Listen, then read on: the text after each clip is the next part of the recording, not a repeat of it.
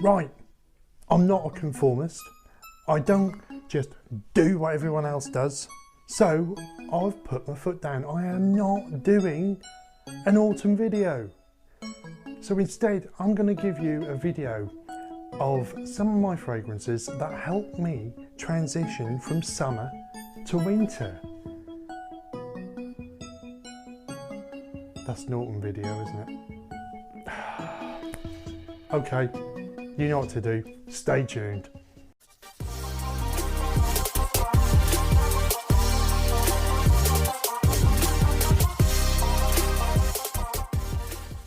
Scenturion Legio X is on sale and links are in the description.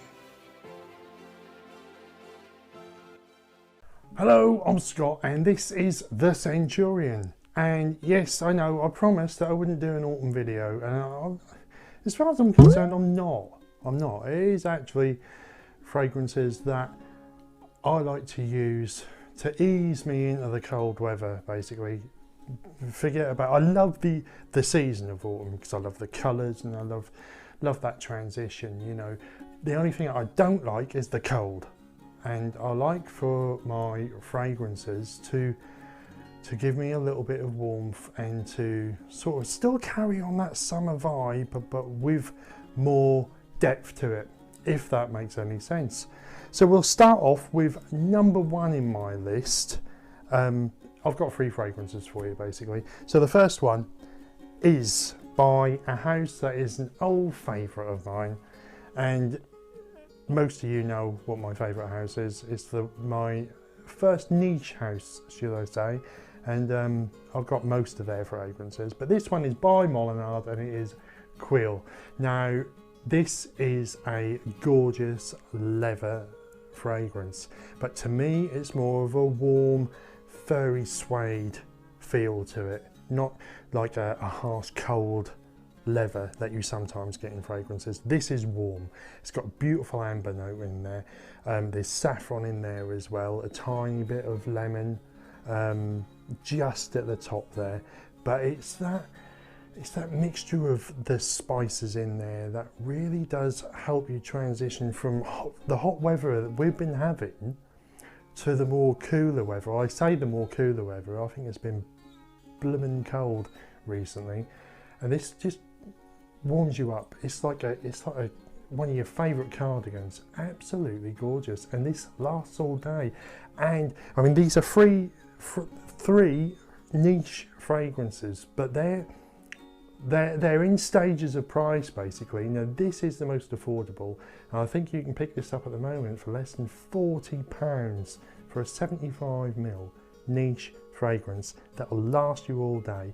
That is original, that doesn't smell like anything else on the market, so you're going to be individual, smelling decadent as well, because this has got them spices in there that you would associate with maybe the Middle East.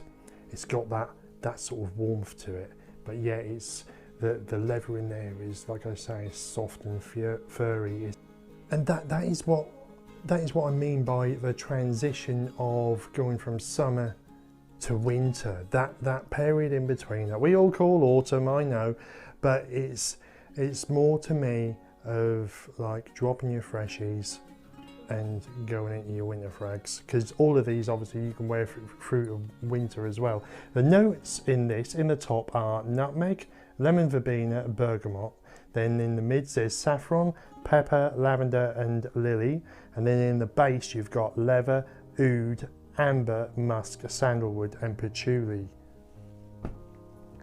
And it's the woodiness to it, it's that suadeness, the spices, and just a hint of sweetness as well, which really does give it such an opulent feel. But yes, that is Molinard Cuir. So my next fragrance is by my favourite perfumer. Now he has created some beautiful fragrances. Again, those of you that know me will know who I'm talking about.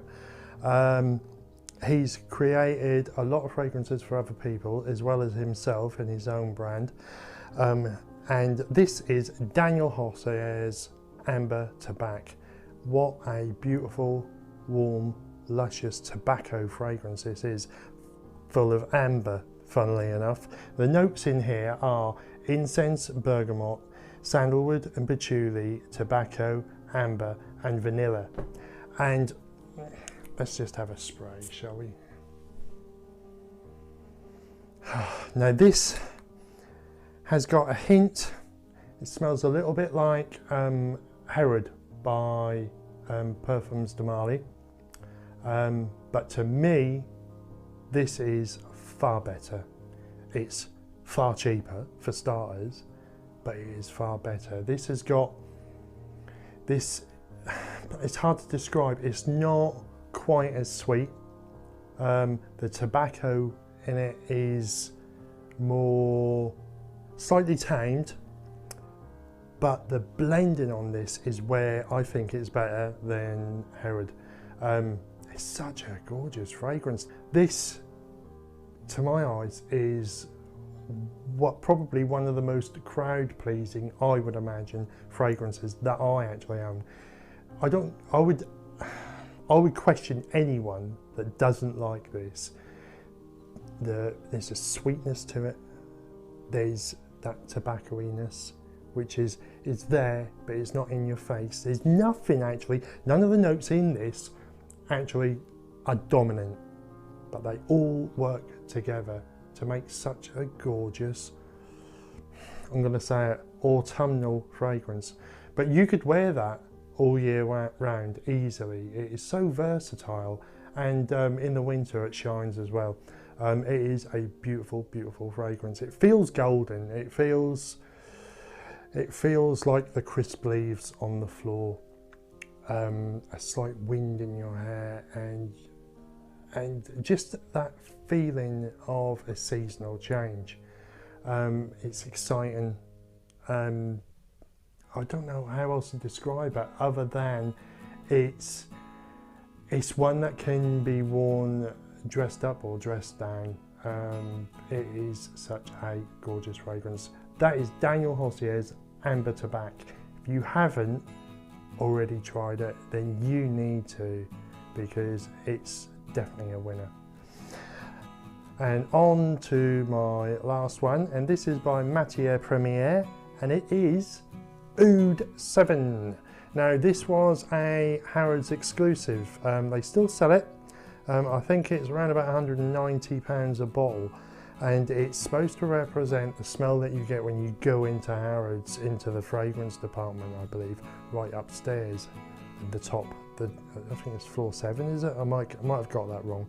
But anyway, there's 7 notes in there, and they are patchouli, oud, vetiver, cypriol oil or nagamova, amber, labdanum violet leaf and tobacco. Now with this, a lot of ouds that you get are usually partnered with rose. I know there's an abundance of them out there. Now to me they all smell different and they all have their own little characteristics and what have you. But it's nice to have something that hasn't got the rose in. I'm a rose lover, but I've got loads of different oud rose fragrances. And to have oud mixed with other things without the rose is really pleasant. And this, to me, the shining note in here is the violet leaf, because that just gives it that sharpness. And I'm only going to smell it from the cap because it is really quite potent. You don't need a lot of it. But it's that you've got that oud, and it's not animalic. It's virgin on it, but it isn't. And that violet leaf, the sharpness of that violet leaf, brings it right down. I think without that violet leaf, it might well be a little bit more animalic. But with them 2 notes mixed together, it's unbelievable. It is beautiful. And then you've got that woody aspect to it. And there's a very slight greenness to it. And you can sort of feel there's a spiciness as well. It's almost got a Christmassy type of smell to it, but not in a foodie type of way, like a wreath or a Christmas wreath or something like that. but it's that oud and violet leaf that really does shine, and it's such a great combination. And this, like when you spray this on, I sprayed this the other day and I went out, done a few things, come back, and throughout the day I kept getting wafts of it on me. And I only sprayed a couple of sprays, and it was right through the night. This is easily, you will be smelling this 12, 15, maybe even 18 hours later. It is a beast of a fragrance without being in your face. This is another thing as well, because of the smooth blending of it, it's not overly done, it's not too much. It's not like kicking you in the shins and punching you in the face right at the beginning. What you smell more or less at the beginning, you smell all the way through, and it just slowly tapers off. It's not an in your face and then it dies. It's a beautiful, beautiful fragrance. That is Matière Premier's Oud 7. And they conclude my 3 non-autumn summer to winter transitional fragrances. I hope you liked the video. If you did, please like, comment and subscribe. And don't forget to hit that notification bell down below. And be safe out there. And I will see you all very, very soon. Thank you.